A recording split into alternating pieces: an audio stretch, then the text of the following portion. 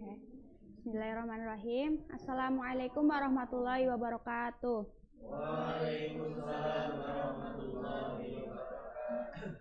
Selamat pagi anak-anak. Pagi Bu. Bagaimana kabarnya hari ini? Alhamdulillah luar biasa. Allahu Akbar. Ya, sebelum memulai pelajaran, Bu Guru absen dulu. Ini hadir semua? Atau ada yang izin temannya? Oke ya. Sebelum memulai pelajaran, mari kita berdoa dulu dengan bacaan basmalah. Bismillahirrahmanirrahim. Oke. Sebelum melanjutkan materi yang kemarin, Bu Guru mau mengulas materi yang minggu lalu. Ada yang masih ingat tentang toleransi? Coba yang Mas Rizky, apa itu toleransi? Toleransi yaitu sikap saling menghargai, menghormati dan menerima perbedaan antara individu, kelompok dalam hal keyakinan, pendapat ataupun kepercayaan. Oke, betul.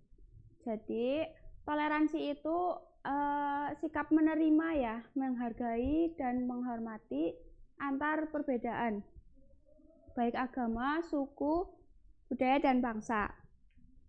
Sekarang Bu Guru mau tanya, Mbak Anik, kenapa kita harus bertoleransi? Agar kita bisa saling berinteraksi satu sama lain dengan tidak adanya perbedaan. Oke. Kenapa kita harus bertoleransi itu? Karena biar nggak ada perpecahan ya, kita saling menghargai perbedaan, tidak saling menjatuhkan karena adanya perbedaan di antara kita. Terus kemarin kan Bu Guru udah jelasin ada dua macam toleransi. Yang pertama itu toleransi internal sesama muslim. Seperti yang kita lihat di Indonesia, kita kan ada dua organisasi yang sangat menonjol,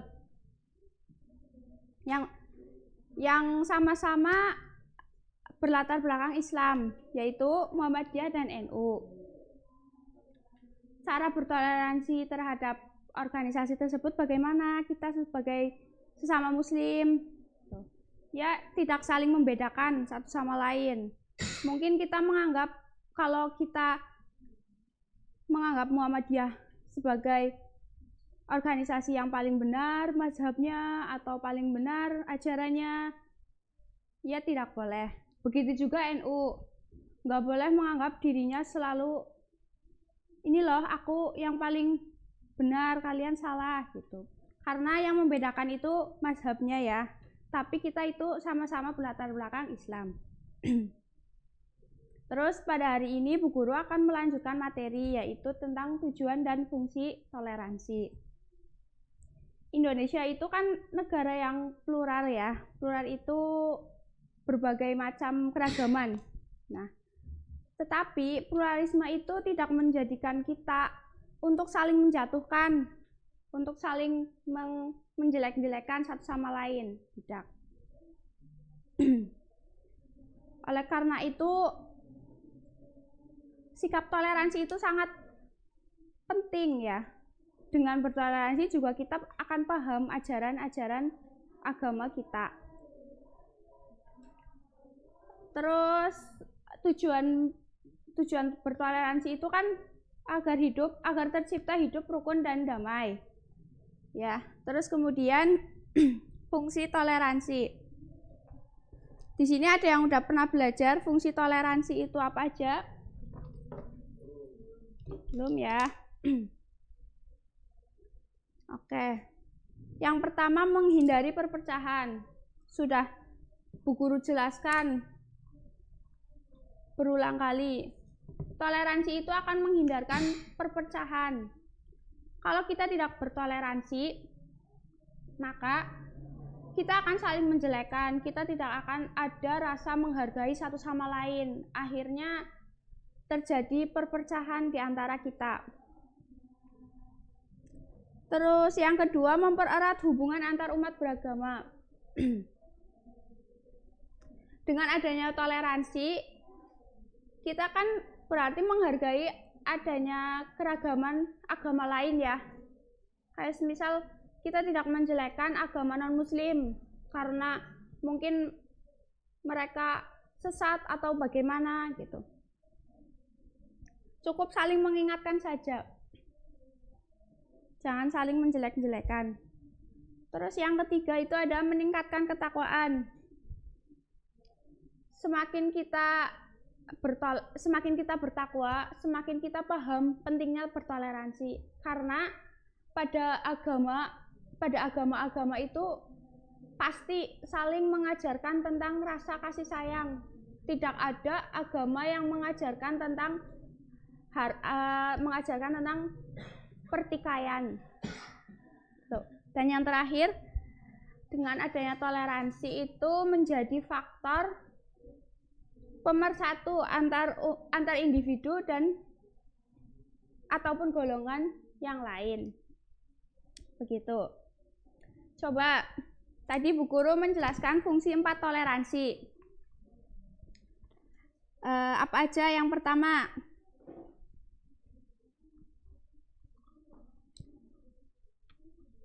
Mbak, yang pertama.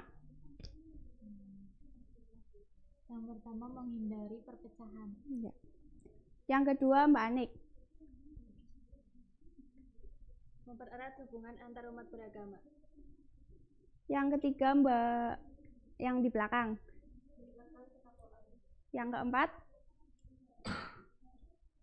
Dengan toleransi menjadi faktor pemersatu antara individu dengan ataupun golongan satu dan lainnya. oke. Terus kemarin kan Bu Guru kasih PR ya, suruh nyari hadis tentang kita tuh boleh nggak sih ngucapin selamat hari Natal gitu. Udah semua? Ya udah, nanti dikumpulin di meja Bu Guru ya. Ya, Bu. Oke, nanti itu masuk nilai ulangan. Oke, cukup sekian pada materi hari ini. Ada yang mau ditanyakan? Cukup? Oke. Belajar yang giat ya. Bu Guru cukupkan. Wassalamualaikum warahmatullahi wabarakatuh.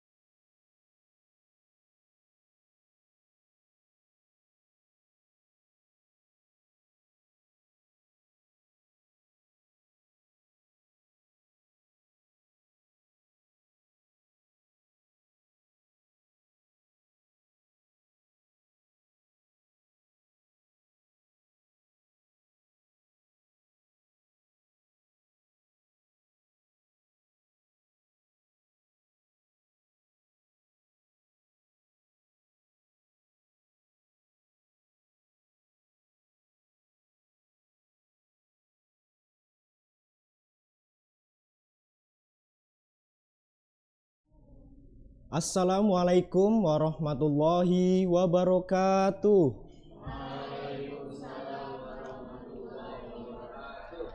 Apa kabar hari ini anak-anak?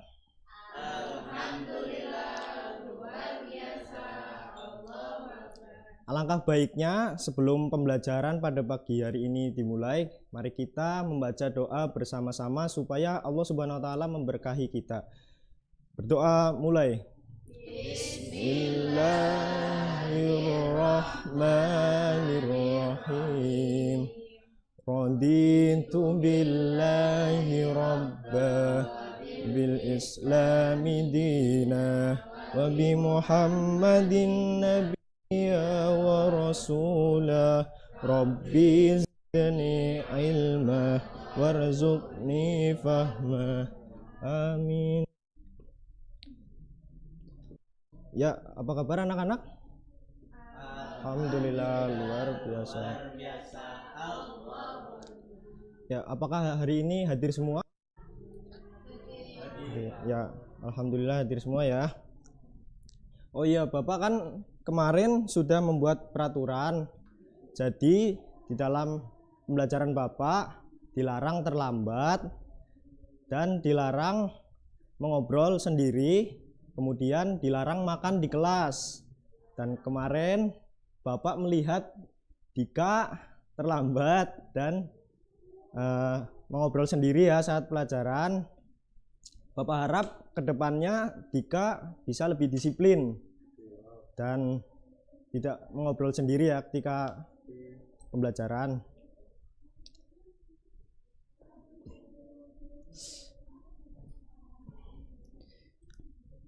Ya, dan untuk kalian semua sama juga ya seperti Dika, kita itu harus disiplin dan tugas seorang siswa itu apa? Ya, tugas siswa itu menuntut ilmu.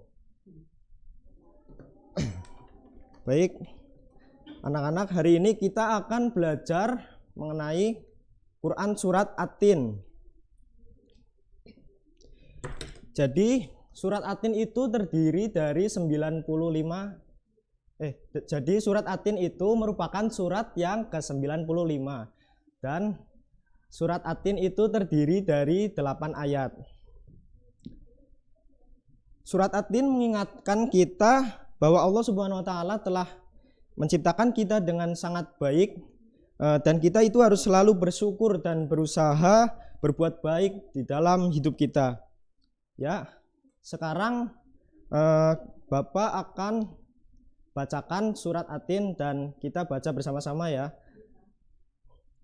A'udzu billahi minasy syaithanir rajim.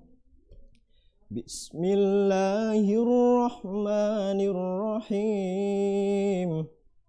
Wat-tini waz-zaitun wa turi sinin wa hadzal baladil amin. Laqad khalaqnal insana fi ahsani taqwim. Thumma radadnahu asfala safilin. إلا الذين آمنوا وعملوا الصالحات فلهم أجر غير ممنون فما يكذبك بعد بالدين أليس الله بأحكم الحاكمين. Ya, baik anak-anak, Bapak sudah membacakan surat At-Tin. Selanjutnya Bapak minta salah satu dari kalian membacakan arti dari surat At-Tin. Ya, Mas Rizky, silahkan. Artinya, dengan menyebut nama Allah yang Maha Pengasih lagi Maha Penyayang, demi buah tin dan buah zaitun, dan demi gunung Sinai, demi negeri Mekah yang aman ini, sungguh kami telah menciptakan manusia dalam bentuk yang sebaik-baiknya, kemudian kami kembalikan dia ke tempat yang serendah-rendahnya, kecuali orang-orang yang beriman dan mengerjakan kebajikan, maka mereka akan mendapat pahala yang tidak ada putus-putusnya. Maka apakah yang menyebabkan mereka mendustakan tentang hari pembalasan setelah adanya keterangan-keterangan itu? Bukankah Allah hakim yang paling adil? Sudah, Pak. Ya, terima kasih Mas Rizky. Tepuk tangan dulu buat Mas Rizky. Ya, kalian tahu nggak sih apa keuntungan kita mengaji surat At-Tin? Ingat ya anak-anak, surat At-Tin ini mengajarkan kita bahwa Allah Subhanahu wa taala telah menciptakan kita dalam bentuk yang sebaik-baiknya, yang terbaik. Jadi kita itu harus selalu bersyukur dan berbuat baik karena Allah Subhanahu wa taala pasti akan membalas segala amal baik kita. Setelah kita belajar surat At-Tin, Bapak akan memberikan kalian beberapa pertanyaan tentang pembelajaran pada hari ini. Ya, Bapak minta 2 anak saja. Ya, siapa nih, Mbak? Silahkan maju.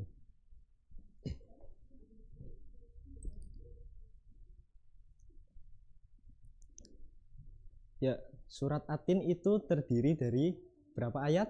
8. Ya, pintar sekali, tepuk tangan buat Mbaknya. Selanjutnya Bapak minta satu lagi nih, Mas Sultan. Boleh, silakan. Boleh duduk. Ya, surat At-Tin itu surat yang keberapa, Mas Sultan? 95, Pak. Ya, ke-95. Tepuk tangan buat Mas Sultan. Pintar sekali.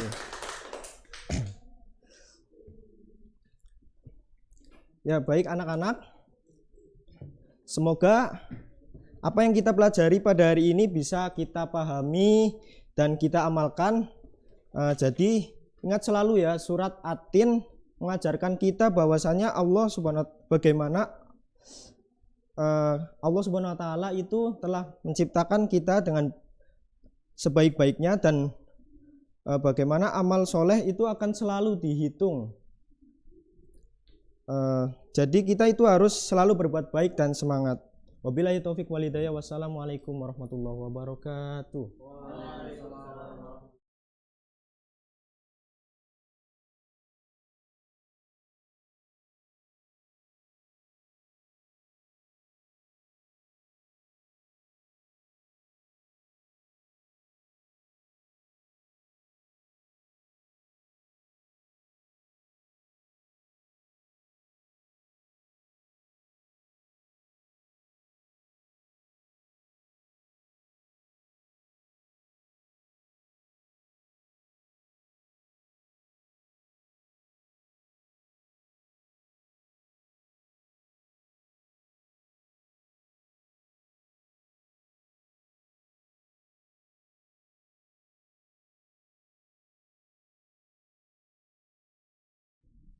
Bismillahirrahmanirrahim. Assalamualaikum warahmatullahi wabarakatuh. Waalaikumsalam warahmatullahi wabarakatuh.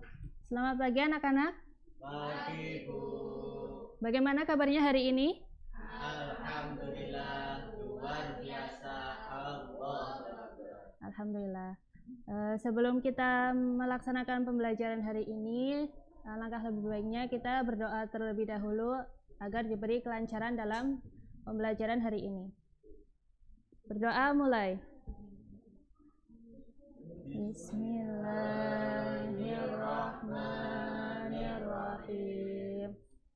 Raditu billahi rabba wa bil islami dinan wa bi Muhammadin nabiyya wa rasula rabbi zidni ilma warzuqni fahma.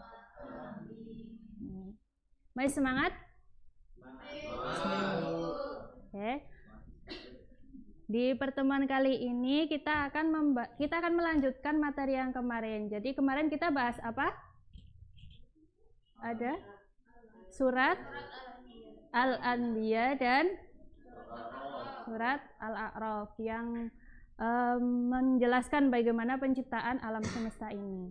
Terus di pertemuan kali ini Ibu akan melanjutkan materi yaitu tentang hadis Nabi.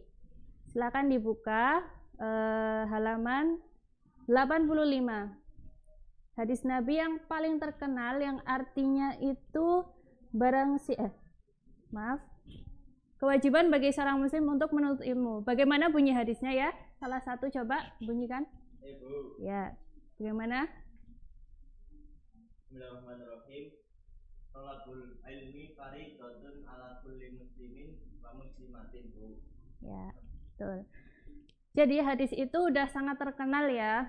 Nah, hadis itu menjelaskan bahwa kita itu sebagai seorang muslim wajib untuk menuntut ilmu. Karena apa? Tahu nggak? Karena apa kita wajib menuntut ilmu? Ada yang tahu? Belum ya. Jadi yang pertama, Kenapa kita wajib menuntut ilmu? Karena itu adalah sebuah keharusan. Dan ilmu itu Allah berikan kepada kita itu secara istimewa agar kita bisa belajar. Lalu yang kedua, ilmu itu dapat mengantarkan seseorang menuju kepada kebaikan dan ketakwaan. Nah, jadi kita khususnya di sini belajar ilmu agama itu supaya kita itu lebih bertakwa, lebih meningkatkan ibadah kita dari yang belum tahu jadi lebih tahu. Nah, keutamaan ilmu menurut Imam Al-Zarnuji itu ada tiga sikap yang harus kita terapkan dalam proses menuntut ilmu. Ada yang tahu apa belum? Apa aja? Belum tahu ya. Jadi yang pertama itu ada al-jiddu. Jadi kita itu harus bersungguh-sungguh dalam menuntut ilmu. Itu ada di surat Maryam, kalau nggak salah ayat 12 yang bunyinya itu ya Yahya khudil kitaba biquwah. Artinya wahai Yahya, ambillah kitabmu dan belajarlah secara sungguh-sungguh. Nah, kalau kita udah bersungguh-sungguh, yang kedua itu ada al-muwazabah. Ada yang tahu artinya apa? Belum. Itu artinya terus-menerus. Jadi kalau kita udah sungguh-sungguh, kita lakukan itu, kebaikan itu secara istiqomah. Lalu yang ketiga ada al-muzalimah. Itu artinya komitmen. Kita itu harus berkomitmen belajar dengan sungguh-sungguh, dengan rajin, dengan istiqomah supaya kita lebih baik ke depannya. Terus keutamaan ilmu itu ada di hadis yang nomor 2. Dibaca coba. Dilihat di modulnya, LKS-nya. Coba Novi baca hadis yang kedua.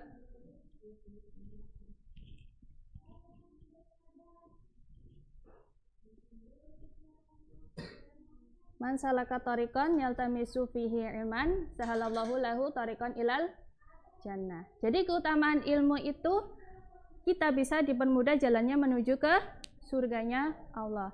Ada yang nggak mau ke surga nih? Nggak ada ya. Lalu dari itu bisa kita jadikan motivasi kalau kita itu harus menuntut ilmu dengan sungguh-sungguh, dengan komitmen, dan kita itu harus menuju ke surganya Allah. Lalu yang ketiga, dari penjelasan kedua hadis di atas, Rasulullah itu merangkumnya dalam satu hadis. Kalau kita itu harus jadi orang yang pandai, kun aliman, orang yang pandai atau orang yang menuntut ilmu.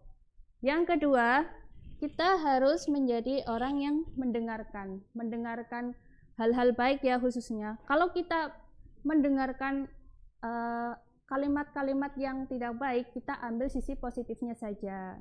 Jangan ditiru. Dia ngomong jelek, kita harus ngomong jelek. Itu enggak, ya. Terus yang ketiga,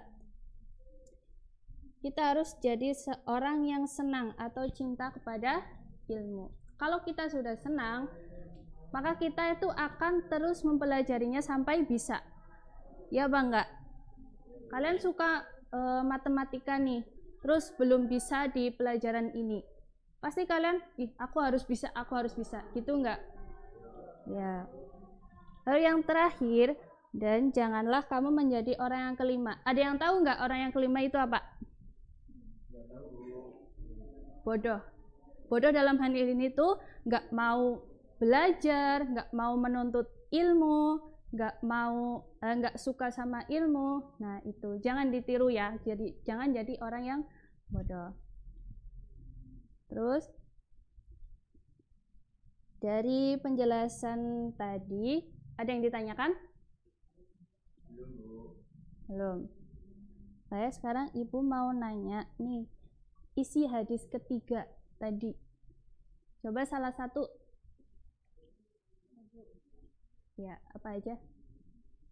Kita harus menjadi orang yang pandai atau orang yang belajar menjadi orang yang menyenangkan, orang yang punya ilmu, dan mengenal kita seperti orang yang menerima dari bodoh atau tidak mau belajar.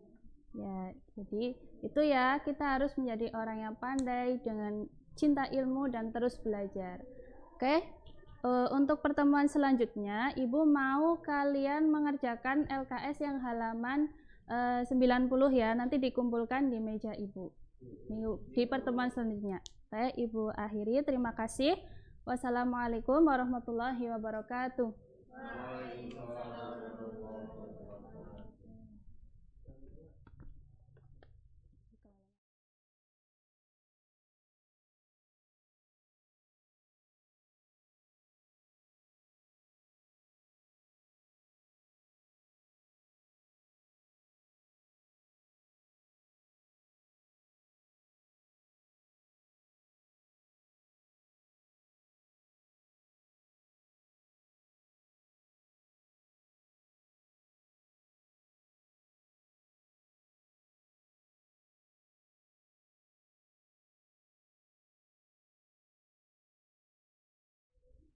Ya. Assalamualaikum warahmatullahi wabarakatuh. Waalaikumsalam warahmatullahi wabarakatuh. Selamat pagi anak-anak. Pagi Ibu. Bagaimana kabarnya hari ini? Alhamdulillah luar biasa. Allah. Ya, sebelum memulai pelajaran, alangkah baiknya kita berdoa terlebih dahulu ya. Silahkan ketua memimpin berdoa. Ya berat berdoa mulai. Bismillahirrahmanirrahim. Raditu billahi rabba wa bil islami dinah wa bi muhammadin nabiyya wa rasulah. Rabbi zidni ilma warzuqni fahma. Amin. Ya, kemarin kan kita bahas tentang malaikat ya. Ada yang masih ingat nggak tentang materi kemarin? Ya, bisa dibuka lagi ya LKS-nya. Ibu mau tanya, kemarin kan kita belajar tentang sifat-sifat malaikat dan sifat-sifatnya setan. Ada yang bisa menyebutkan tentang sifat malaikat dan sifat setan?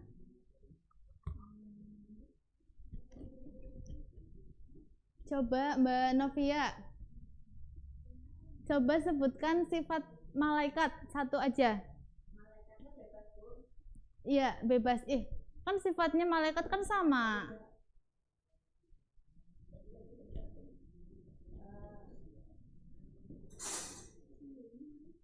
Ya, sifat malaikat itu tidak mempunyai nafsu, selalu patuh kepada Allah. Ya. Mbak Anik coba sebutkan salah satu sifat dari setan. Menggoda apa?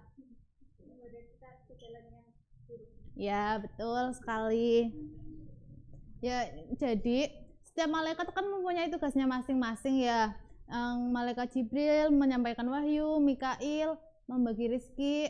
Nah, pada kali ini Ibu akan membagi kalian menjadi 2 kelompok. Nah, dari kelompok tersebut Ibu ingin kalian menjelaskan secara rinci tentang apa itu tugas malaikat. Enggak cuma satu aja ya. Yang kita pelajari kemarin kan baru satu yang pokoknya lah. Sekarang Ibu minta kalian menjelaskan lebih rinci tentang tugas dari malaikat ya. Ya, untuk yang sebelah kanan Ibu itu kelompok 1 dan yang sebelah kirinya kelompok 2 ya. Ibu kasih waktu 2 menit untuk diskusi ya.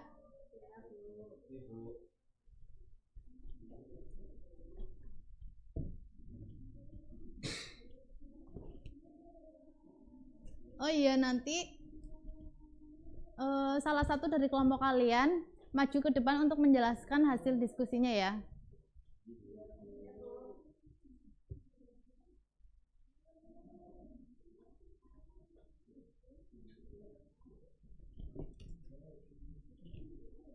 Udah ketemu belum jawabannya? Ya, dari kelompok 1 dulu ya, bisa maju.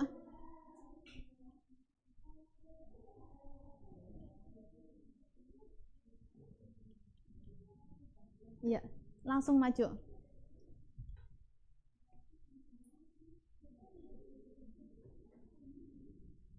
Jadi tugas malaikat Ridwan adalah makhluk yang selalu patuh dan setia kepada Allah. Mereka tidak pernah menentang setiap perintah Allah, kapan saja diperintahnya. Setiap perintah Allah selalu mereka kerjakan dengan baik. Di antara malaikat yang disebut malaikat muqarrabin atau malaikat yang amat dekat hubungannya dengan Allah, yaitu yang kedua tugas malaikat Ridwan. Tugasnya adalah menjaga surga dengan penampilan yang sangat menyenangkan para penghuni surga. Ya. Terus malaikat Jibril, ya. namanya itu Ruhul Qudus. Tugasnya dulu menyampaikan wahyu bagi para nabi dan rasul. Sekarang memberi kekuatan pada orang yang beriman, yang memberi sifat wala dan barok. Yang kedua menyampaikan kepada penduduk langit bahwa Allah mencintai seorang hamba atau membenci seorang hamba. Ya. Ketiga, malaikat Jibril turun ke bumi untuk menghadiri setiap mukmin yang meninggal dalam keadaan suci dari hadas. Yang keempat, menjaga kota Madinah ketika peristiwa munculnya Dajjal. Yang terakhir, turun pada malam Lailatul Qadar, memberikan salam pada kaum muslimin. Ya, terima kasih Mbak Anik.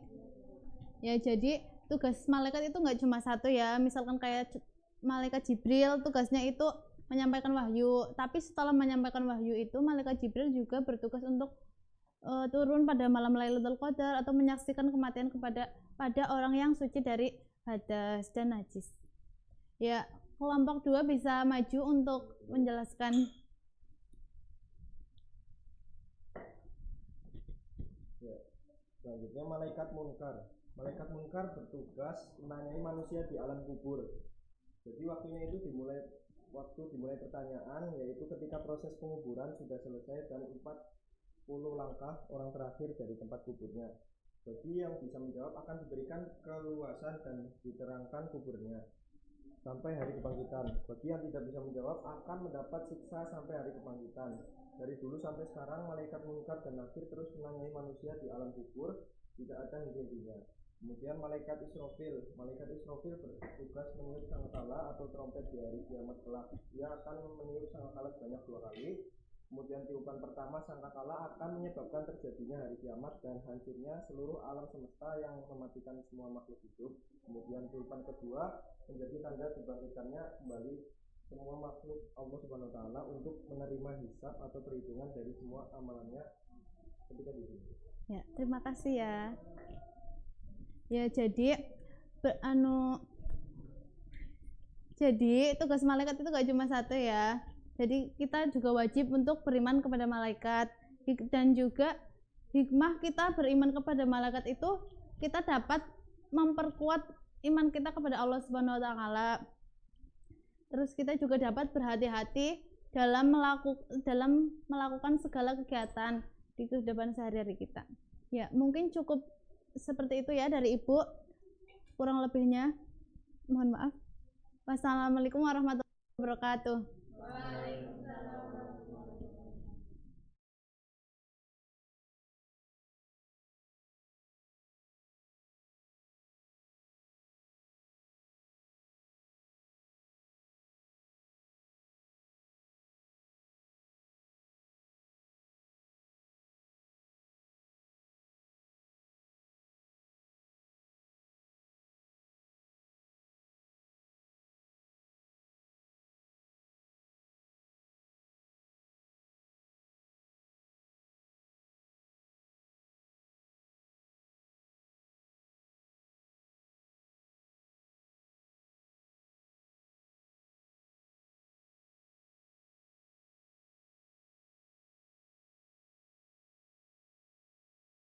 Assalamualaikum warahmatullahi wabarakatuh.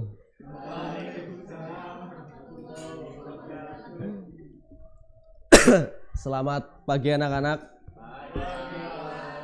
Bagaimana kabarnya hari ini? Oke, sebelum kita mulai pelajarannya, alangkah baiknya kita buka dengan bacaan basmalah bersama-sama. Bismillahirrahmanirrahim. Sebelum masuk ke materi, Bapak akan absensi terlebih dahulu. Mbak Najwa, Mas Fatah, Mbak Nikola Diba, Mbak Dewi, Mbak Hoironisa, Mas Rizky, Mbak Novia, Mbak Fadila, Mas Sultan, Mbak Hayatun, dan yang terakhir Mbak Umi. Oke, pertemuan terakhir materi Bapak adalah alam semesta sebagai tanda kekuasaan Allah Subhanahu wa taala. Nah, pada pertemuan yang kemarin kita sudah membahas tentang dua surah yang berkesinambungan dengan alam semesta sebagai tanda kekuasaan Allah, yaitu surah Al-Anbiya dan surah Al-A'raf. Sebelum kita masuk ke materi,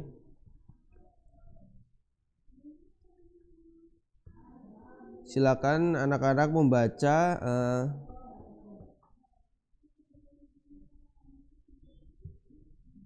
surah Al-A'raf ayat 3 yang ada di lembar panduan kalian, dan juga surah An-Naml ayat 86. Dibagi saja. Untuk yang sebelah kiri membaca surah Al-A'raf, sebelah kanan membaca surah An-Naml. Monggo, kelompok sebelah kiri dulu.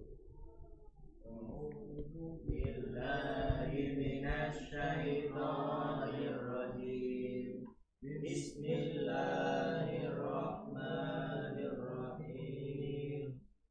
Wa huwallazi maddal arda wa ja'ala fiha rawasiya wa anhara wa min kulli thamarati ja'ala fiha zawjayn itsnaini yughshil laila an-nahar inna fi dzalika laayatin liqaumin yatafakkarun. Dilanjutkan artinya sekalian, Mas. Dan dia yang menghampar bumi dan menjadikan gunung-gunung dan sungai-sungai di atasnya, dan padanya dia menjadikan semua buah-buahan bersama-samaan. Dia menutupkan malam kepada siang. Sungguh pada yang itu terdapat tanda-tanda kebesaran Allah bagi orang-orang yang berpikir. Oke, terima kasih. Sekarang yang bagian kanan membaca surat An-Naml ayat 86.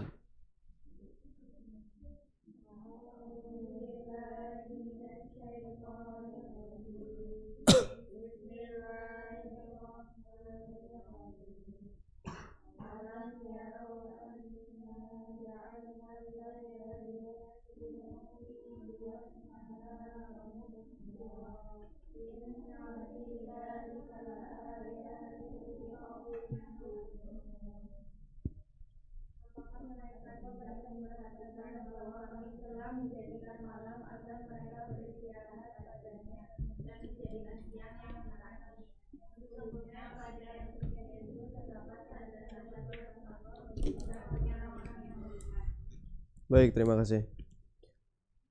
Pada hari ini fokus kita pembelajarannya hari ini adalah tentang 5 hikmah dari tanda-tanda kekuasaan Allah Subhanahu wa taala di muka bumi. Yang seperti sudah dibacakan tentang surah Al-A'raf ayat 3, di situ menjelaskan Allah menghamparkan bumi dan menjadikan gunung-gunung juga sungai-sungai di atasnya, dan padanya dia menjadikan semua buah-buah berpasang-pasangan. Dia menutupkan malam kepada siang. Sungguh pada yang demikian itu terdapat tanda-tanda kebesaran Allah bagi orang-orang yang berpikir.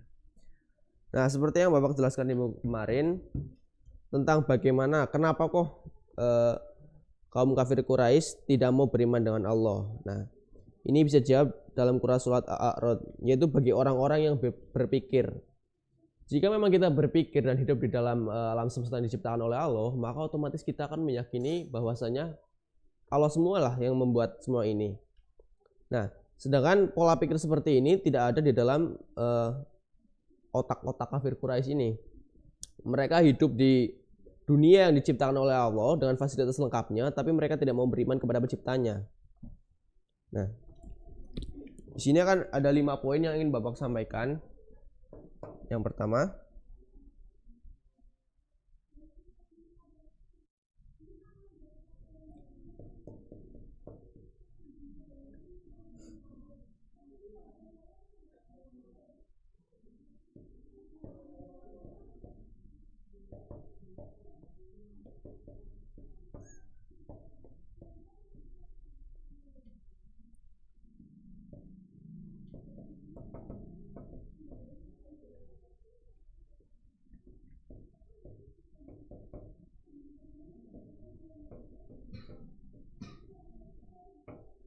Yang pertama adalah Allah menjadikan bumi dan segala isinya sebagai tempat tinggal makhluknya. Manusia dapat mengambil manfaat dari hasil bumi, hewan-hewan, dan benda-benda logam yang terpendam di dalam perutnya. Manusia dapat berkeliaran di muka bumi ini untuk mencari rezeki dan segala kemanfaatannya, karena Allah telah menciptakan bumi memang untuk ditinggali oleh makhluk-makhluknya, salah satunya adalah manusia. Karena sangat luas, bumi ini kelihatannya seperti lahan datar, meskipun keadaan yang sebenarnya berbentuk bola sebagaimana diyakini oleh para ulama ahli falak. Lalu poin yang kedua,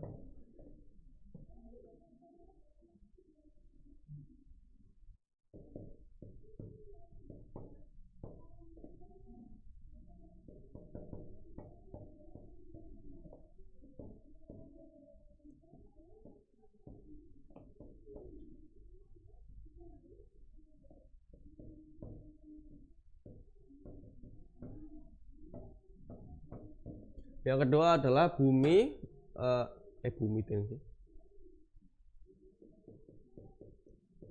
Allah menciptakan alam semesta sebagai tonggak dan pasak.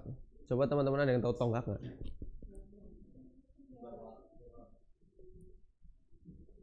Tonggak adalah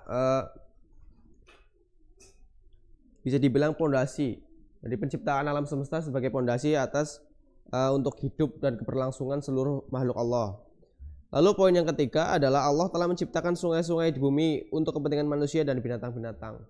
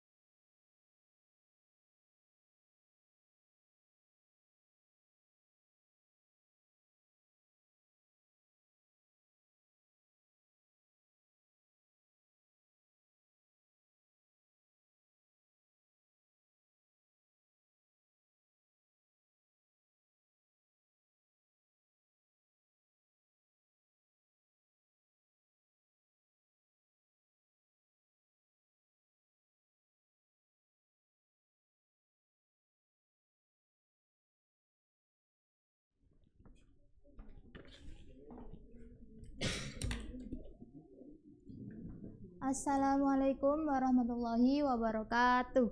Waalaikumsalam warahmatullahi wabarakatuh. Selamat pagi anak-anak. Pagi, Bu. Gimana kabarnya hari ini? Alhamdulillah luar biasa. Allahu Akbar. Baik, sebelum kita mulai pembelajaran hari ini, alangkah baiknya kita berdoa bersama. Kita membaca basmalah bersama. Bismillahirrahmanirrahim. Di sini ada yang tidak hadir? Baik. Minggu kemarin kita telah membahas materi ghibah dan tabayun. Ibu akan sedikit mengulas. Apa itu ghibah? Ada yang tahu? Ya, betul. Kita akan melanjutkan materi tentang ghibah dan tabayun. Ya, Ibu minta satu anak maju. Coba Fadilah maju.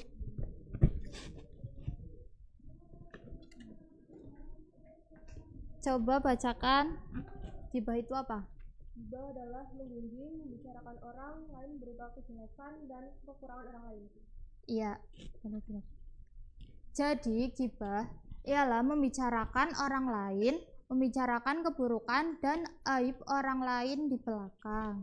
Dalam Islam, kita dilarang berbuat ghibah karena Allah sangat membenci orang-orang yang berghibah.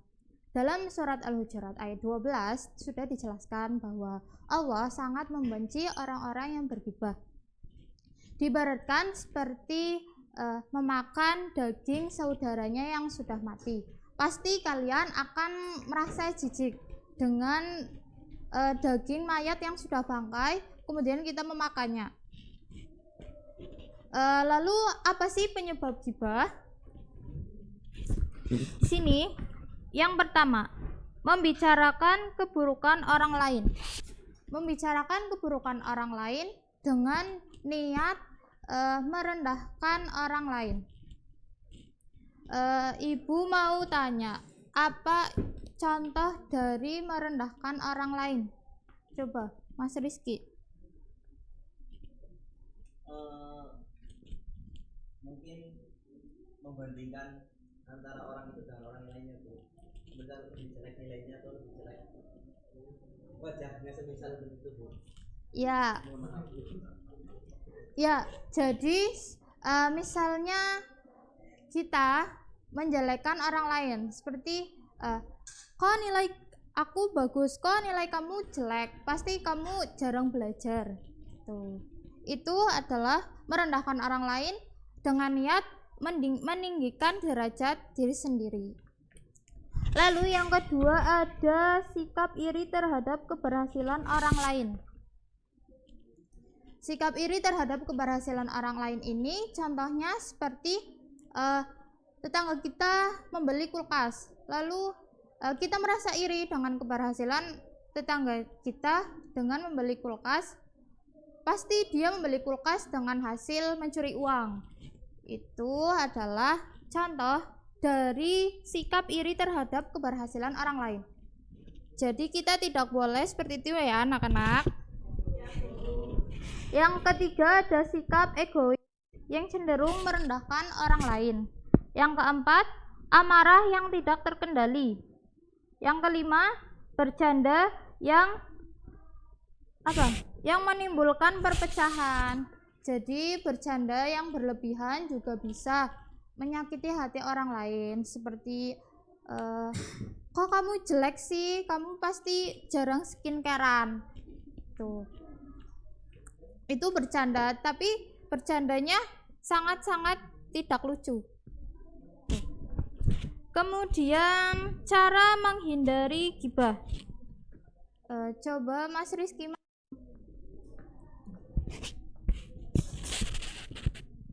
bacakan tips dan trik menghindari ghibah. Yang pertama, bergaul dengan orang soleh. Ya, maksudnya apa Mas? Ya semisal gini Bu, Sultan ini anaknya kiai semisal gitu Bu. Nah, saya sebagai orang yang kurang paham tentang, saya bergaul dengan Mas Sultan agar supaya saya paham tentang apa yang Mas Sultan paham juga. Seperti itu Bu. Betul sekali. Tepuk tangan untuk Mas Rizky. Yang kedua, tips dan trik menghindari ghibah. Menjaga dan menahan lisan. Jadi ibaratnya itu mulutmu adalah harimaumu. Jadi kita harus senantiasa menjaga lisan dan menahannya agar tidak mengeluarkan kata-kata yang tidak baik. Yang selanjutnya ada takut akan dosa dan neraka. Kita harus selalu ingat bahwa ghibah adalah termasuk dosa besar, dan dengan dosa besar kita pasti masuknya ke neraka. Yang selanjutnya introspeksi diri, dan yang terakhir cepat sadar bahaya ghibah adalah dosa besar. Yang selanjutnya ialah materi tabayun. Apa itu tabayun? Ya, tabayun ialah mencari kejelasan dengan sebenar-benarnya, mencari informasi yang aktual dan terkini. Lalu bagaimana cara bertabayun?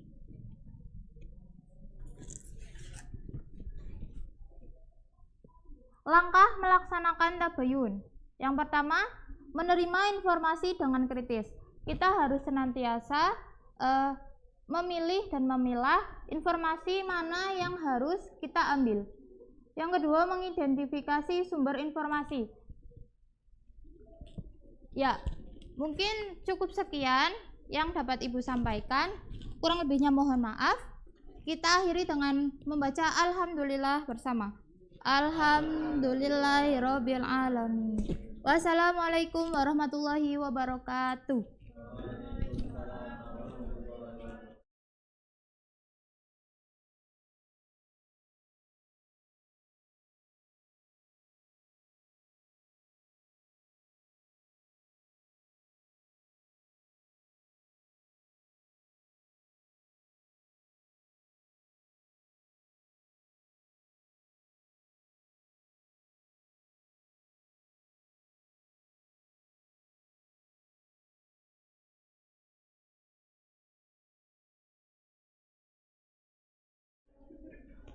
Baik, assalamualaikum warahmatullahi wabarakatuh. Bagaimana kabarnya anak-anakku sekalian? Masih semangat bukan? Oke. Sebelum kita mulai pembelajaran pada pagi hari ini, mari kita awali dengan membaca basmalah bersama-sama. Bismillahirrahmanirrahim. Baik, sebelum kita lanjut, ini hadir semua kan? Bagus. Oke. Sebelum lanjut ke materi, Bapak mau bertanya. Ada yang ingat kemarin itu kita bahas tentang apa? Ada yang ingat Mbak? Ada yang ingat apa enggak? Oke, betul. Qada dan qadar. Mbak Anik, apa yang Mbak Anik ketahui tentang qada? Takdir Allah. Kemudian Mas Sultan, apa yang Mas Sultan ketahui tentang qadar? Lupa. Baik. Jadi ya, yang namanya qada itu ketentuan Allah Subhanahu wa taala sejak zaman azali. Zaman azali itu zaman di mana seluruh alam semesta itu belum diciptakan. Kemudian qadar. Qadar itu ketetapan dari qada itu sendiri. Semisal qada itu sebuah rencana, maka qadar itu pelaksanaan dari rencana tersebut. Kemudian takdir ya, qada dan qadar itu sering kita ketahui dengan istilah takdir. Takdir itu dibagi menjadi dua. Yang pertama, ada yang tahu? Mas Mahardika, Mas Rahmandika, mohon maaf. Takdir itu dibagi menjadi dua, Mas. Apa saja, Mas? Terus? Oke. Takdir itu dibagi menjadi dua. Yang pertama, takdir mu'allaq. Yang mana takdir ini takdir yang bisa dirubah oleh manusia. Contohnya, semisal ada laki-laki bergondrong. Gondrong itu merupakan suatu takdir, tapi takdir mu'allaq yang bisa dirubah. Contohnya bisa dicukur seperti itu. Bapak punya cerita tentang kisah takdir mu'allaq. Ada seorang anak, sebut saja namanya itu Ahmad. Ya. Ini cerita masyhur, mungkin kalian yang berada di pesantren sering dengar. Ahmad ini yatim piatu. Ya. Ketika ia berusia 4 tahun meninggal oleh ayahnya. Kemudian ibunya meninggal itu usia saat ia masih balita. Setelah ibu dan bapaknya meninggal, si Ahmad ini diasuh oleh kakaknya sampai dewasa. Dengan penuh kehati-hatian, akhirnya sang saudara ini memasukkan Ahmad ke madrasah atau ke pesantren. Nah, di pesantren ini Ahmad dikenal sebagai seorang yang rajin, taat beribadah. Tapi di sisi lain Ahmad ini dikenal anak yang, mohon maaf, bodoh, tertinggal pelajaran, tertinggal oleh teman-temannya yang lain. Sampai suatu ketika Ahmad ini merenung, kenapa ya Allah, aku ini saat pelajaran kok sering lupa ini dan lain sebagainya. Akhirnya Ahmad pun memutuskan untuk minggat atau pergi dari madrasah itu. Ya, untuk minggat. Sampai suatu ketika di jalan turunlah hujan lebat. Akhirnya Ahmad itu memutuskan untuk kebetulan ketika dia pergi dari madrasah itu dekat dengan gua, memutuskan untuk masuk ke gua tersebut. Dan saat berada di gua, si Ahmad ini masih tetap merenung sambil diam duduk di sini merenung, ya Allah, kenapa ini aku ya Allah? Aku ini sudah lama belajar di madrasah, kok masih belum bisa. Sampai akhirnya Ahmad itu melihat satu pandangan ke sebuah batu, ya, sebuah batu yang terkena air, ya. Lah batu itu lubang. Akhirnya Ahmad pun mikir, loh, kenapa batu ini bisa lubang? Karena tetesan air itu tadi. Akhirnya terjawablah, batu ini bisa berlubang karena cairan ini terus-menerus menetesi batu ini sehingga batu ini menjadi berlubang. Akhirnya Ahmad pun terbuka pikirannya, batu saja yang kerasnya seperti ini bisa berlubang gara-gara air, apalagi otak saya yang tidak seperti batu kerasnya. Maka dari itu Ahmad memutuskan untuk kembali ke madrasah, untuk kembali menuntut ilmu. Dan akhirnya setelah dia kembali ke madrasah, akhirnya dia bisa menyamai teman-temannya, bahkan melampaui teman-temannya yang tadinya, mohon maaf, ketinggalan dari teman-temannya. Dan sampai dia mengarang banyak kitab yang kita sering pelajari di pondok pesantren yang masyhur. Beliau terkenal dengan sebutan Asy-Syaikh Ibnu Hajar Al-Asqalani. Salah satu kitab karangan beliau ialah Bulughul Maram yang sering kita kaji. Baik, itu contoh dari takdir mu'allaq ya teman-teman. Kemudian itu ada takdir mubram. Takdir mubram ialah takdir yang tidak bisa dirubah, ya. Contohnya kita lahir dari keluarga seperti apa, dari anak yang seperti, dari ibu seperti apa, dari ayah seperti apa, seperti itu. Ya mungkin itu yang dapat Bapak sampaikan. Pesan terakhir dari Bapak, ada satu makalah yang bisa kita pegang, bahwasanya makalah tersebut berkata bahwasanya ana urid anta turid innallaha fa'alul lima yurid. Saya punya rencana, kalian punya rencana, tapi Allah Subhanahu wa taala sebaik-baiknya perencana. Sekian dari Bapak, kurang lebihnya mohon maaf. Wassalamualaikum warahmatullahi wabarakatuh.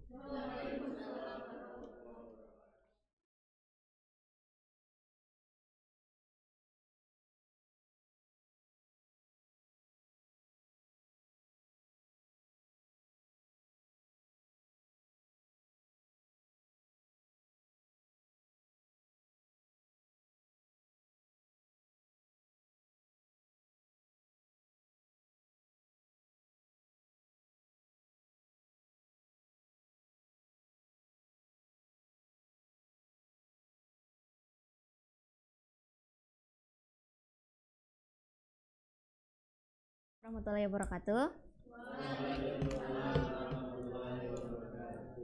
Gimana anak-anak kabarnya hari ini? Sehat?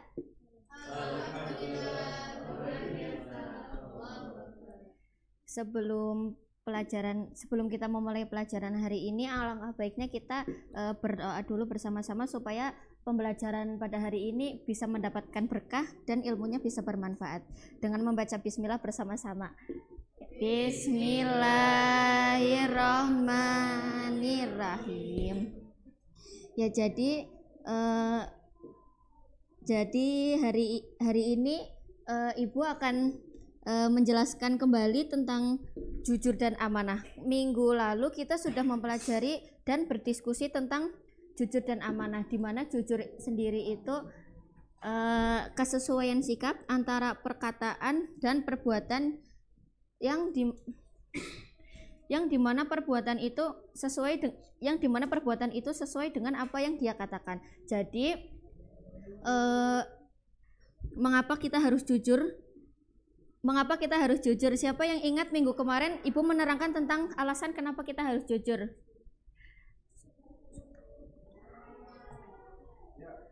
Mengapa kita harus jujur? Karena jujur itu penting dan berani jujur itu hebat. Karena kita sebagai makhluk manusia memerlukan kehidupan yang harmonis, baik dan seimbang agar tidak ada yang dibutuhkan sehingga kita bisa mencapai kehidupan yang harmonis. Ya pintar.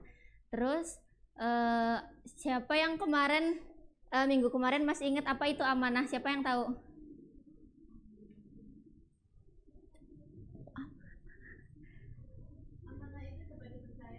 Ya pintar. Oke, berarti semuanya mengingat ya, nggak ada yang mainan sendiri karena kemarin Ibu sudah menjelaskan kalau ketika pelajaran saya nggak boleh bermain sendiri, apalagi ketawa-tawa sendiri ya anak-anak. Ya pintar. Lalu Ibu ingin nanti Ibu ingin bertanya apa itu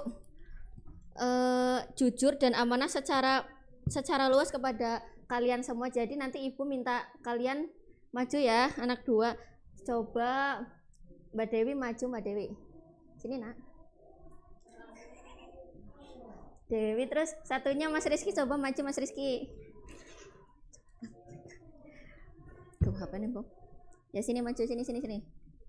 Mas Rizky di sini, Mbak Dewi di sini, karena nggak boleh cewek cowok. Coba Mas Rizky sebutkan apa makna yang terdapat dalam Quran surat Al-Baqarah ayat 42 yang menerangkan tentang kejujuran. Kejujuran merupakan bagian dari akhlak yang diajarkan dalam agama Islam, yaitu katakan yang benar itu adalah benar dan yang salah itu salah. Jangan dicampur adukan antara hak dan batil. Oke, pintar. Terus Mbak Dewi coba saya kasih pertanyaan, sebutkan macam-macam dan jelaskan amanah secara singkat. Bentar dulu. Ya, jawabannya itu amanah kepada Allah Subhanahu wa taala, yaitu menjalankan semua perintahnya dan meninggalkan semua larangannya. Yang kedua, amanah terhadap manusia, yaitu hak-hak antara manusia, misalnya dititipkan sesuatu untuk diberikan kepada yang berhak. Yang ketiga, amanah terhadap diri sendiri, yaitu dijalani dengan memelihara kemampuannya demi menjaga kelangsungan hidup, kesejahteraan dan kebahagiaan diri. Oke, pintar semuanya, berarti memperhatikan ya, karena Ibu apresiasi jawaban dari kalian berdua. Jawabannya sangat benar dan sangat bagus. Jadi Ibu kasih hadiah buat kalian. Ini buat kamu. Tepuk tangan dulu dong. Yeay. Oke, semoga silakan duduk. Semoga hadiah yang Ibu beri bisa bermanfaat ya teman-teman, adik-adik, anak. Oke, Ibu ulangi kembali tadi yang pertanyaan Ibu yang Ibu berikan kepada Mas Rizky itu tentang Quran surat Al-Baqarah ayat 42 yang menjelaskan tentang jujur, yang dimana kita harus mengatakan apa yang benar dan kalau salah mengatakan ya yang salah, yang bunyinya itu wala talbisul haqqo bil batili wa taktumunal haqqo wa antum ta'lamun. Adik anak-anak jangan sampai lupa firman Allah yang itu ya. Oke, mungkin cukup sekian yang dapat Ibu sampaikan untuk hari ini. Untuk pembelajaran minggu depan Ibu harap kalian datangnya lebih awal dan bisa memperhatikan lebih jeli lagi. Baik anak-anak? Oke, pintar. Mungkin cukup itu saja. Terima kasih. Wassalamualaikum warahmatullahi wabarakatuh.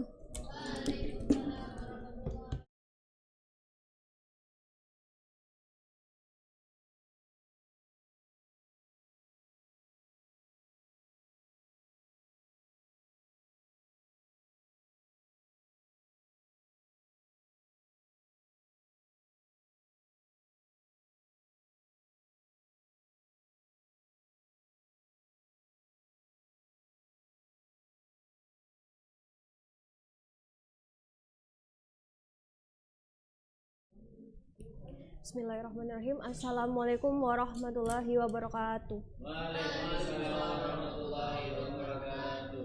Selamat pagi anak-anak. Pagi. Seperti biasa sebelum memulai pembelajaran, alangkah baiknya marilah kita berdoa terlebih dahulu. Silakan bisa membaca basmalah bersama-sama. Bismillahirrahmanirrahim. Sebelum melaksanakan pembelajaran, Ibu akan presentasi kehadiran terlebih dahulu. Apakah hadir semua? Alhamdulillah ya. Pada pertemuan minggu lalu kita kan sudah membahas mengenai bab iman kepada malaikat. Materi yang Ibu sampaikan juga sudah selesai. Ibu juga sudah menyampaikan bahwa pertemuan yang akan datang atau minggu yang akan datang kita akan melaksanakan penilaian harian.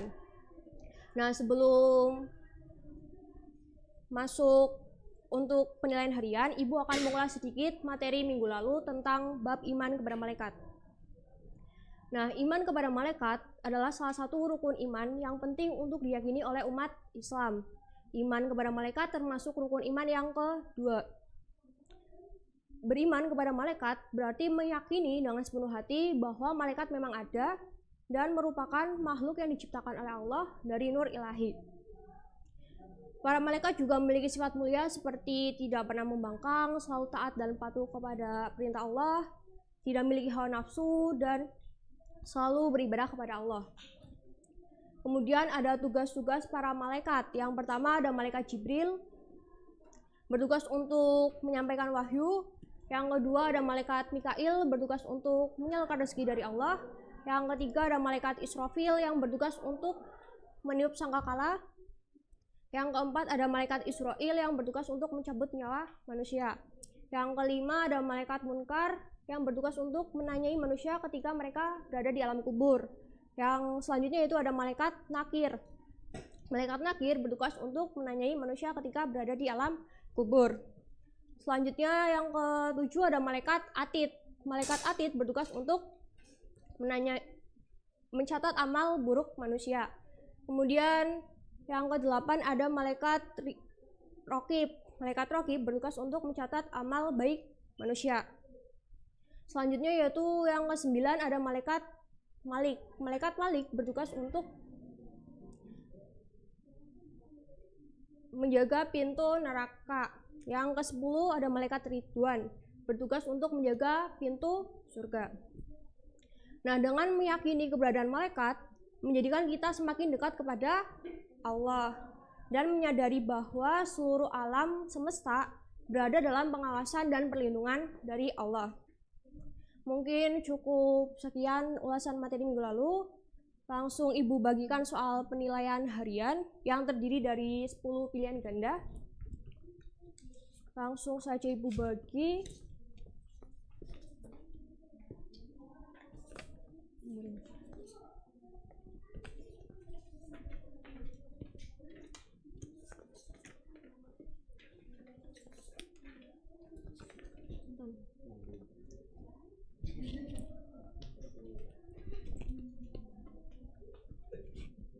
Ibu beri waktu 30 menit cukup ya. 20 menit untuk mengerjakan soal, 10 menit untuk mengkoreksi. Silakan bisa dikerjakan anak-anak. Dilarang bertanya kepada temannya. Mas Rizky jangan menyontek.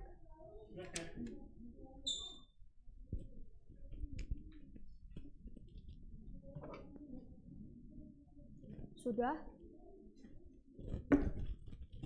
Jawaban bisa ditukar dengan temannya ya. Ibu akan menulis jawabannya.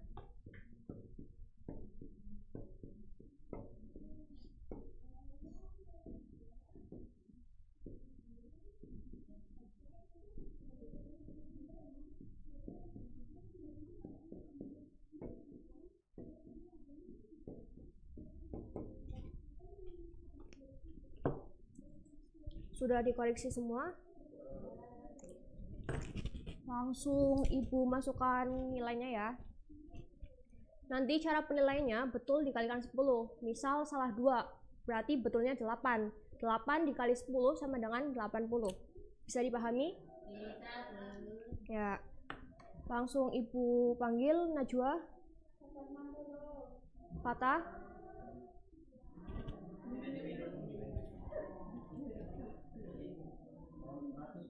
Anikul, Dewi, Rahmandika, Hairunisa, Rizky, Novia, Sultan, Hayatun, Umi. Nah, ini kan nilainya ada yang di bawah dari 70. Yang kurang dari 70 bisa mengerjakan LKS halaman 80 sebagai remedi untuk perbaikan nilai. Mungkin sekian dari Ibu. Jangan lupa untuk selalu belajar. Marilah kita tutup pembelajaran hari ini dengan membaca hamdalah. Ibu tutup. Wassalamualaikum warahmatullahi wabarakatuh. Waalaikumsalam warahmatullahi wabarakatuh.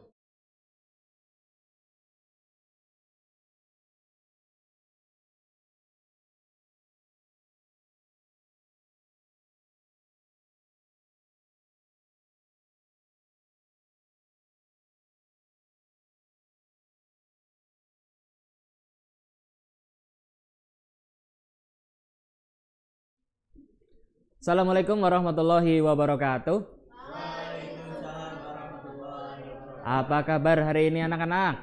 Alhamdulillah, luar biasa.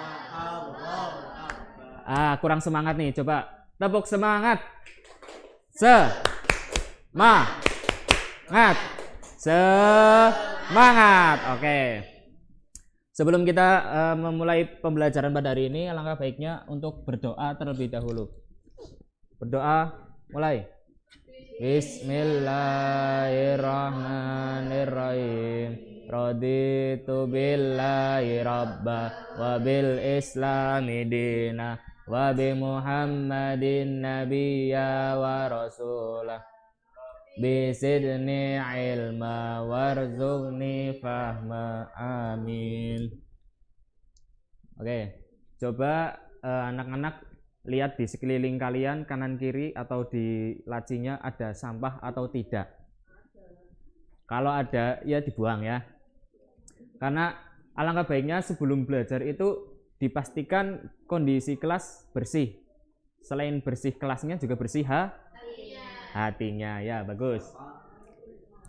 Untuk pertemuan kali ini kita akan belajar tentang teladan mulia Asmaul Husna. Ada yang sudah tahu apa itu Asmaul Husna? Ya, nama-nama Allah yang baik atau yang agung atau yang indah. Nah, kali ini tentang Asmaul Husna itu Allah Subhanahu wa taala itu sudah pernah memerintahkan kita sebagai hambanya untuk berdoa memohon dengan menyebut asmanya. Itu ada di surat Al-A'raf ayat 7 kalau nggak salah, yang bunyinya lillahil asmaul husna fatmuhu biha. Walillahil asmaul husna fatmuhu biha, yang artinya dan Allah memiliki asmaul husna fatmuhu biha, maka bermohonlah kepadanya dengan menyebut asmanya.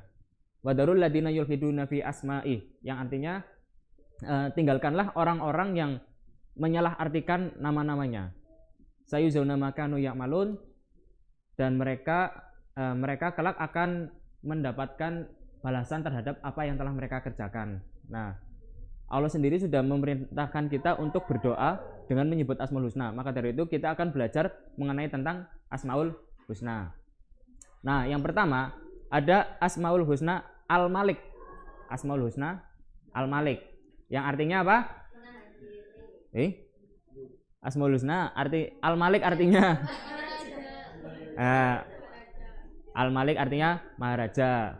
Al-Malik adalah salah satu nama Allah yang agung yang memiliki arti Maharaja, atau Allah itu penguasa atas makhluknya dan juga penguasa atas segala yang diciptakan oleh Allah Subhanahu wa taala. Nah, Allah itu bisa membuat kita semua itu sesuai dengan, ya ibaratnya terserah Allah lah mau kita diapain. Seperti Allah bisa membuat manusia yang awalnya hina menjadi mulia, bisa membuat manusia yang kaya menjadi miskin, atau yang miskin menjadi kaya, bisa membolak-balikan dunia dan lain sebagainya. Itu bisa Allah lakukan semua karena Allah adalah Maha Penguasa. Lalu yang kedua itu ada apa? Al-Aziz, yang artinya Maha Mulia. Al-Aziz adalah mencerminkan bahwa Allah itu bersifat mulia dan kebesaran zatnya. Dan Allah Subhanahu wa taala itu apa ya? Ibaratnya satu-satunya dan tidak ada yang bisa menandingi kemuliaannya. Jadi oleh sebab itu kita sebagai hambanya juga harus menjaga kemuliaan kita dan kehormatan kita sebagai hambanya dengan cara apa? Dengan cara untuk terus melakukan apa yang diperintahkan oleh Allah Subhanahu wa taala dan juga meninggalkan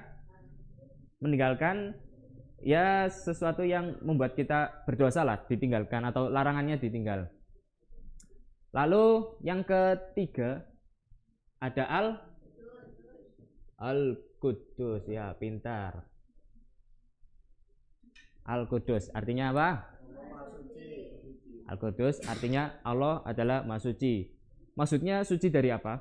Allah itu tersucikan dari semua hal yang kemungkinan bukan.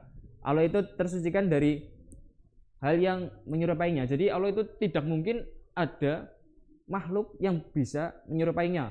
Walaupun itu seperti Dajjal dan atau setan yang lain-lain itu tidak akan bisa menyerupainya. Karena sudah jelas bahwa Allah itu Maha Suci dari segi segala-galanya. Nah, yang keempat ada As-Salam. Artinya As-Salam itu artinya sejahtera. Ya, seperti kita ini sudah sebagai hambanya itu sudah diberikan kesejahteraan lah. Ibaratnya kita hidup juga termasuk sejahtera. Kita bisa menikmati kehidupan dengan aman, damai, nyaman dan bisa berkomunikasi seperti ini juga kita diberikan oleh Allah Subhanahu wa taala itu kesejahteraan dalam segi apapun. Jadi kita tetap jangan sampai lupa yang namanya dengan Tuhan kita. Terus selalu beribadah dan berdoa agar kita tetap selalu bertakwa kepadanya. Lalu yang kelima, yang terakhir ada Al-Mu'min yang artinya adalah pemberi keamanan. Nah, seperti As-Salam kesejahteraan, Al-Mu'min juga ibaratnya sama memberi keamanan juga termasuk dari kesejahteraan. Jadi kita bisa hidup dengan aman, dengan damai dan juga bisa terhindar dari yang namanya bencana itu juga termasuk dari sifat Allah yang Al-Mu'min atau pemberi keamanan. Nah, dari yang Bapak sebutkan tadi, coba teman-teman sebutkan salah satu teladan atau Asmaul Husna yang bisa kita teladani dalam kehidupan sehari-hari. Coba Mas Fatah, monggo maju Mas.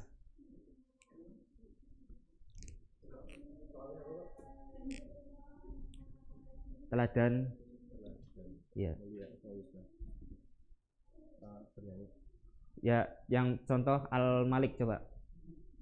Contoh Al-Malik di sini yaitu menahan diri dari perbuatan yang dapat merugikan orang lain, menahan diri dari keinginan yang tidak bermanfaat, menahan diri supaya terhindar dari kemampuan menguasai.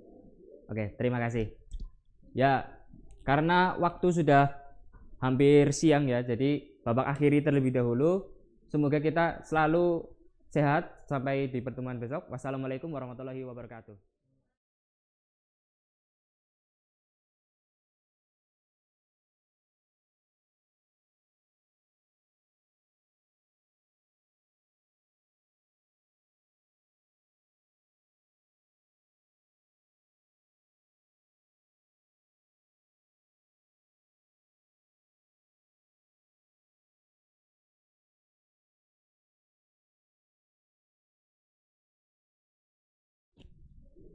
Assalamualaikum warahmatullahi wabarakatuh. Selamat pagi anak-anak. Pagi, Bu. Bagaimana kabar kalian pagi hari ini?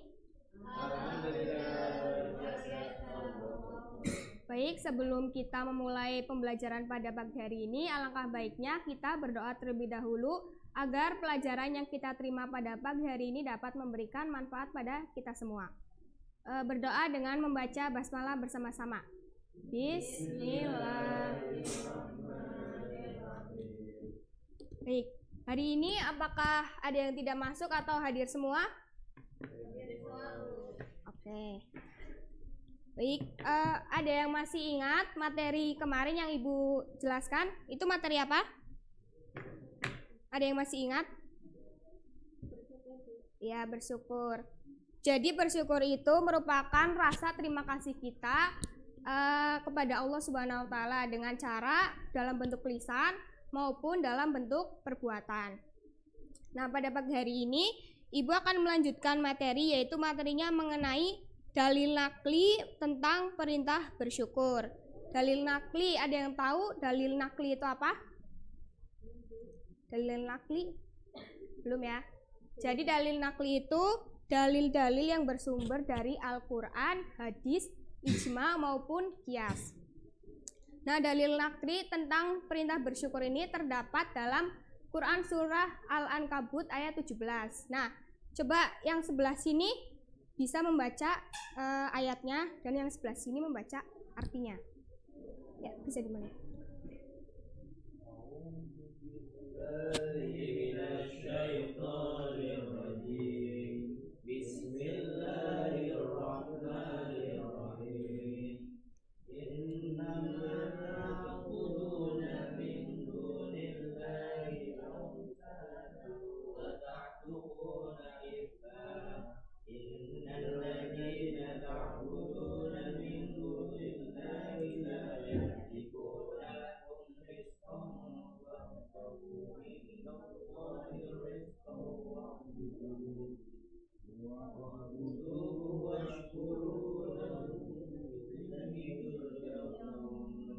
Oke, yang sebelah sini artinya.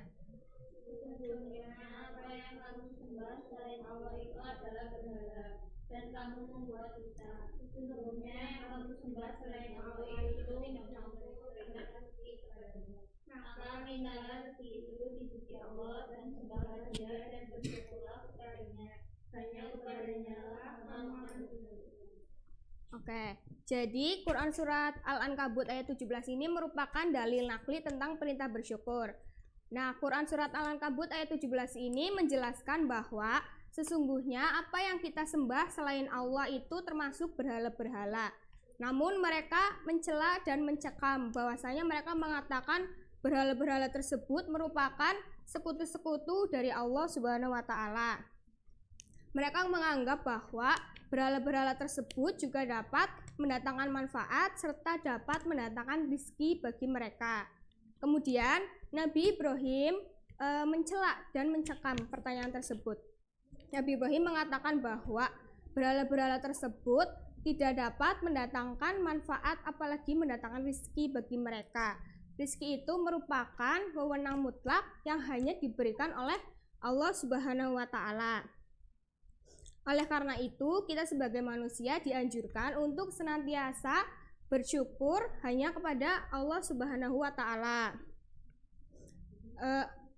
Hanya Allah lah yang dapat mendatangkan manfaat serta dapat mendatangkan rezeki. Apabila rezeki tersebut telah dikabulkan oleh Allah, hendaknya kita untuk selalu bersyukur.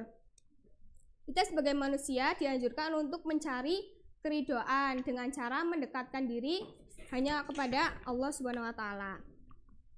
Baik, materi yang selanjutnya yaitu cara membentuk pribadi yang pandai bersyukur. Nah, pada pertemuan kali ini Ibu mengutip dari buku yang berjudul Tetaplah Bersyukur, karya Muhammad Qadir. Yang pertama, tidak merasa memiliki. Artinya apa? Meyakini bahwa di seluruh alam semesta ini merupakan ciptaan dari Allah Subhanahu wa taala. Kita sebagai manusia hendaknya wajib mensyukuri nikmat yang telah diberikan oleh Allah.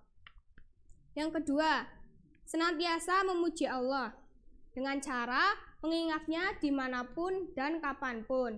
Hal ini juga dapat meningkatkan manusia, bahwasanya manusia itu memiliki Allah sebagai tempat mengadu ketika mereka memiliki kesulitan. Yang ketiga yaitu memanfaatkan nikmat dengan baik. Memanfaatkan nikmat yang telah diberikan oleh Allah dengan cara nikmat tersebut digunakan untuk hal-hal yang berguna. Otomatis nanti orang tersebut akan lupa untuk melakukan hal-hal yang tidak berguna. Yang keempat, senantiasa berterima kasih kepada orang lain. Nah, salah satu cara untuk bersyukur yaitu berterima kasih kepada orang lain, karena orang lain sebagai perantara datangnya rizki untuk diri kita sendiri, sesuai dengan sabda Rasulullah SAW, la yashkurullaha ma la yashkurunas. Artinya orang yang tidak berterima kasih berarti orang tersebut tidak mensyukuri nikmat yang telah diberikan oleh Allah. Oleh karena itu, mengucapkan terima kasih merupakan sikap mulia yang telah diajarkan di agama Islam. Baik, selama Ibu menjelaskan, ada yang ingin bertanya tidak?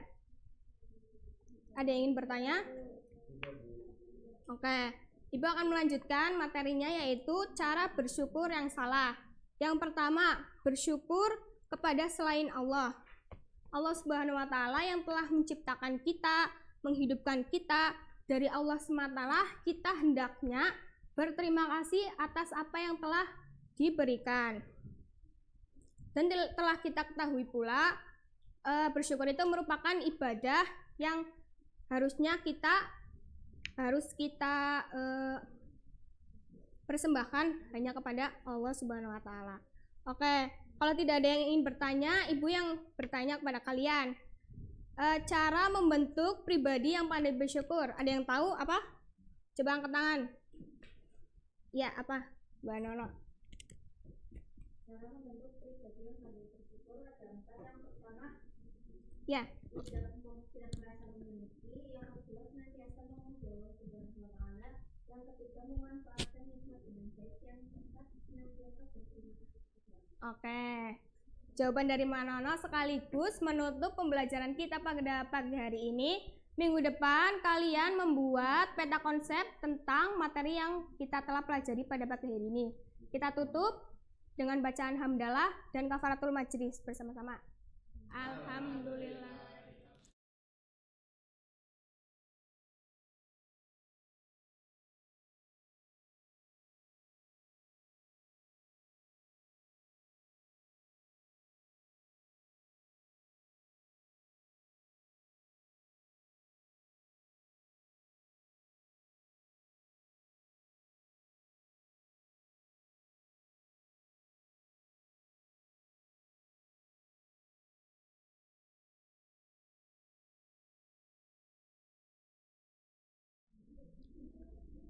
Assalamualaikum warahmatullahi wabarakatuh.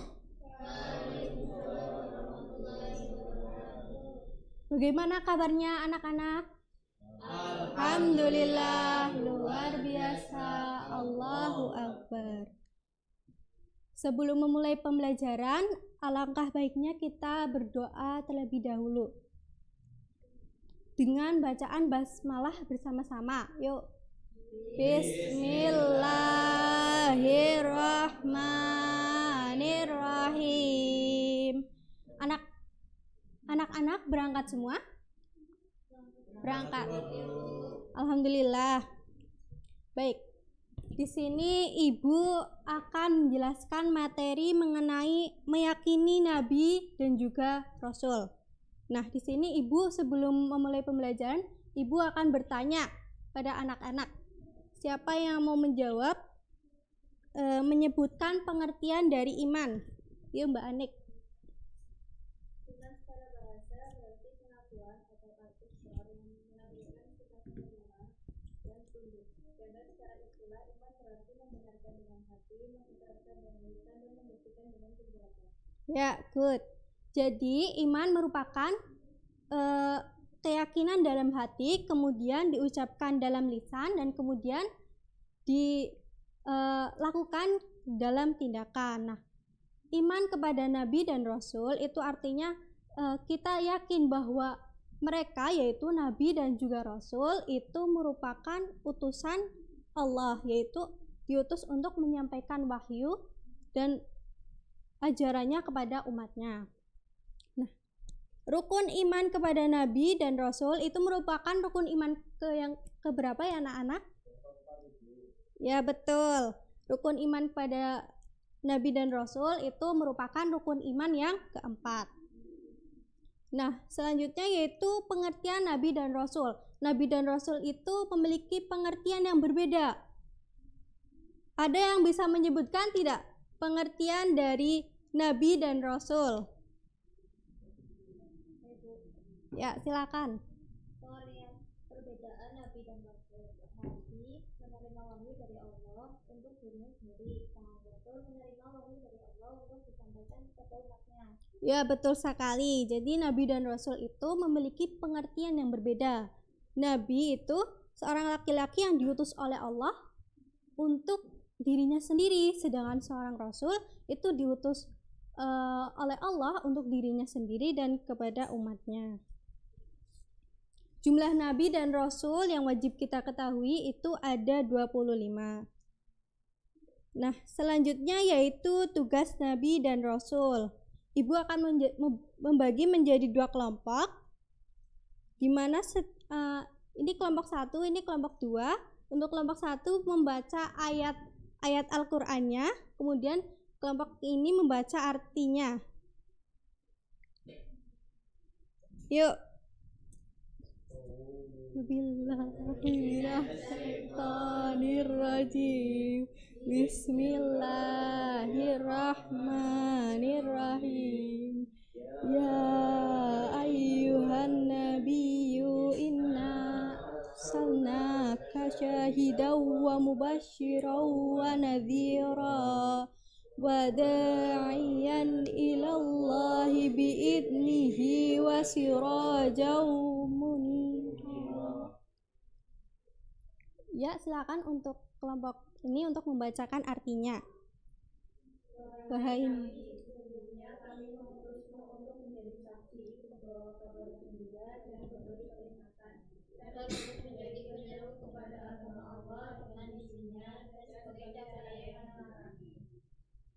Baik, materi ini yaitu mengenai tugas nabi dan rasul. Nah, tugas nabi dan rasul itu ada 4. Ada yang bisa menyebutkan 4 dari tugas nabi? Ya, silakan. Sebagai saksi bagi umatnya, sebagai pembawa kabar gembira, sebagai pemberi peringatan, dan sebagai juru dakwah. Ya, jadi tugas nabi dan rasul itu ada 4. Yang pertama yaitu sebagai saksi kepada umatnya. Itu artinya apa? Itu seorang nabi dan rasul itu akan menjadi saksi bagi umatnya di hari akhir, di mana nabi dan rasul ini akan menjadi saksi siapa saja yang mengikutinya. Kemudian yang kedua yaitu sebagai pembawa kabar gembira. Nah, kabar gembira ini mengenai kabar gembira kepada umatnya, yaitu yang mengikutinya, yaitu kelak di hari akhir akan diberi balasan, yaitu surga. Kemudian yang ketiga yaitu memberi peringatan. Peringatan ini diberikan kepada siapapun yang mengingkari ajarannya. Nah, siapapun yang mengingkari ajarannya itu akan dibalas dengan hukuman, yaitu azab di akhirat. Kemudian yang keempat yaitu sebagai juru dakwah.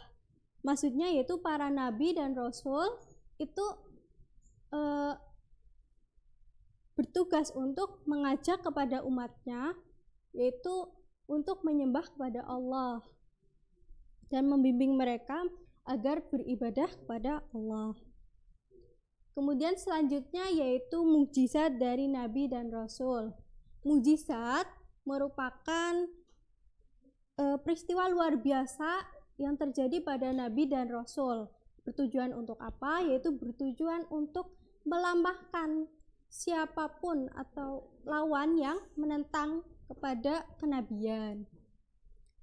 Ibu akan bertanya nih, mukjizat itu terbagi menjadi 2. Untuk Mbak Novi, silakan menyebutkan 2 jenis mukjizat. Mukjizat terdapat dua jenis. Yang pertama mukjizat indrawi dan yang kedua mukjizat non indrawi. Ya betul, jadi mukjizat itu terbagi menjadi dua. Yang pertama mukjizat indrawi. Mukjizat indrawi itu mukjizat yang bisa dirasakan langsung dengan indera manusia. Contohnya ada perahu Nabi Nuh, kemudian ada Nabi Ibrahim yang dibakar tidak hangus, kemudian ada tongkat Nabi Musa yang bisa membelah lautan. Kemudian yang kedua ada mukjizat non indrawi.